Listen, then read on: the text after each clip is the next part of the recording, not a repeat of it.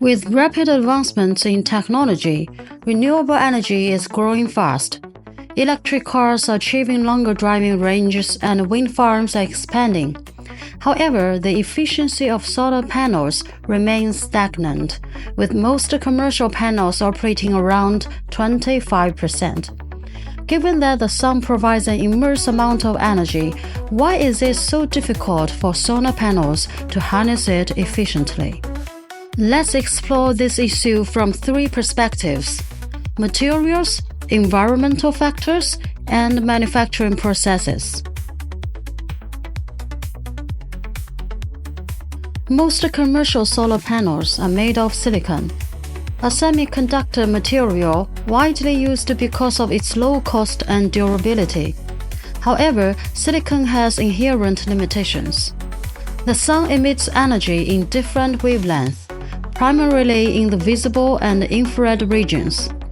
Over 99% of the sun's radiation falls within the wavelength range of 0.15 to 4 micrometers, with infrared accounting for 43% and ultraviolet around 7%. The problem is that silicon can only absorb certain wavelengths efficiently, making it inefficient in converting infrared and ultraviolet light into electricity. This means a significant portion of sunlight goes unused. Additionally, semiconductors have a property called the band gap, which is the energy difference between the conduction band and the valence band. If the band gap is too large, the material cannot absorb low energy photons. If it's too small, excess photon energy is wasted as heat. Finding an ideal band gap material that balances efficiency and practicality is a major challenge. So far, no single material has been able to fully meet the demands of efficient energy conversion. In short, the materials used in solar panels currently limit how much sunlight can be converted into electricity.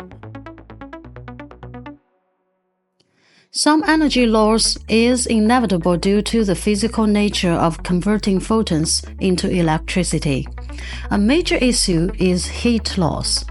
Solar panels work best at low temperatures, but when exposed to direct sunlight, they heat up. The more they heat up, the more energy gets lost as heat, instead of being converted into electricity. This reduces overall efficiency. This creates a paradox.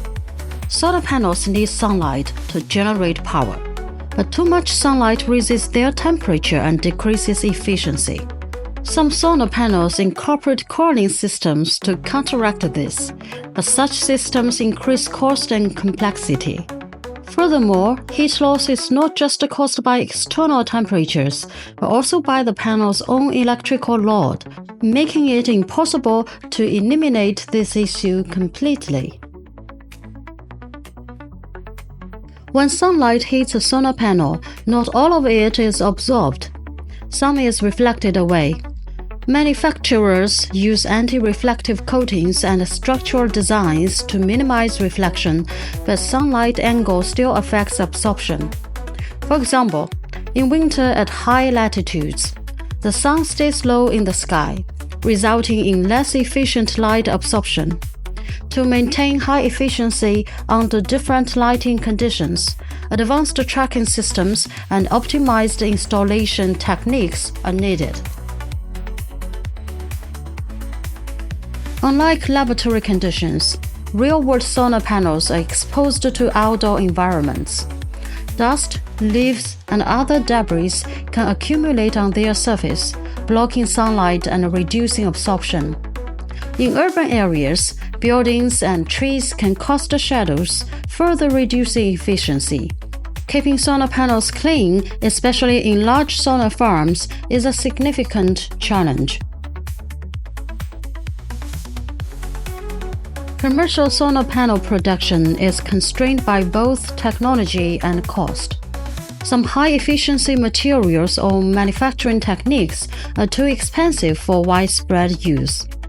For example, gallium arsenide solar cells can reach efficiencies around 30% with excellent stability. but the material is rare and expensive. As a result, gallium arsenide cells are only used in specialized applications such as satellites. Solar panel production involves many complex steps, including diffusion, photolithography, and coating. Achieving precise and consistent quality control across these processes is difficult.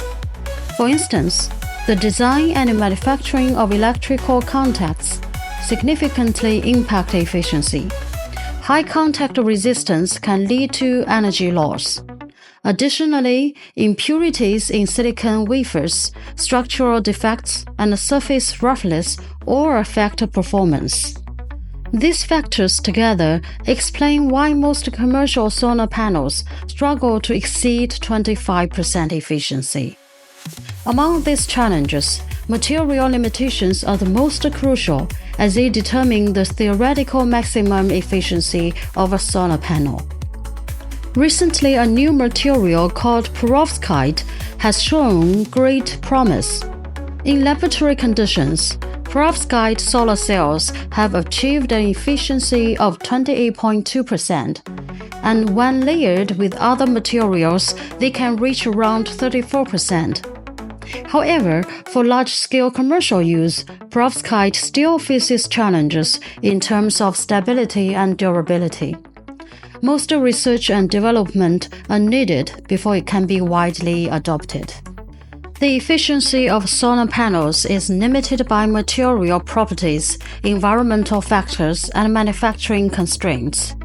While progress is being made, breaking the 25% efficiency barrier in commercial panels remains a tough challenge. With continued advancements, especially in new materials like perovskite, we may eventually see solar panels that can convert a much higher percentage of sunlight into usable energy. Okay, that's it for today. Thanks for your watching and see you next time.